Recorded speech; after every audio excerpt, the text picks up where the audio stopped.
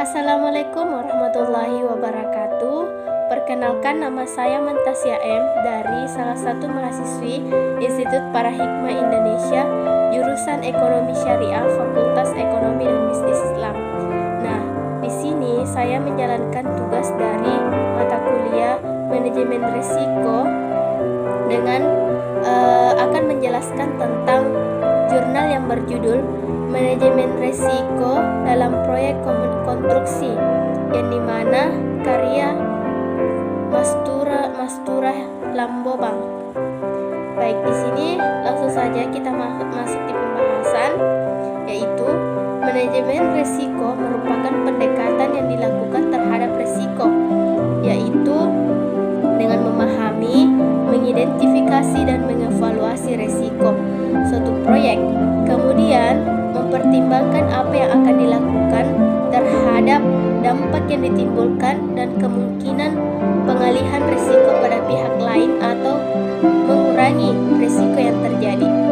Nah, langsung saja di sini ada diagram alir manajemen risiko yang menunjukkan bahwa hal yang pertama yang kita harus lakukan adalah mengidentifikasi risiko. Setelah itu kita pertimbangkan apakah risiko ini dapat dipengaruhi. Apakah risiko ini dapat dipengaruhi? Kalau jawabannya no, tidak, maka tidak perlu pertimbangan lebih lanjut, langsung kita kembali ke identifikasi risiko. Kemudian apabila jawabannya iya, berarti kita harus melakukan penilaian kembali setelah beberapa waktu, kemudian kita kembali ke identifikasi risiko tersebut. Nah, selanjutnya kita evaluasi dampak terhadap proyek. Artinya kita mengevaluasi risiko tersebut. Nah, selanjutnya apakah pengaruh yang dapat dikembalikan atau risiko, kita lanjut ke risiko yang dianggap penting, yaitu dengan menentukan siapa yang bertanggung jawab terhadap risiko atau alokasi risiko. Kemudian, jika bertanggung jawab atas risiko ini, apakah Anda akan memindahkan risiko ini kepada pihak lain atau pengurangan risiko? Selanjutnya, hal-hal yang harus diketahui ketika kita identifikasi risiko, yaitu sumber-sumber utama timbulnya risiko yang umum untuk setiap proyek konstruksi menurut Duffield dan Trigunarsya pada tahun 1999.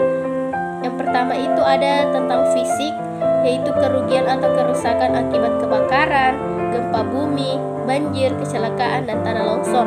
Kemudian yang kedua lingkungan, di mana kerusakan ekologi, polusi, dan pengolahan limbah, penyediaan keadaan masyarakat, penyelidikan keadaan masyarakat.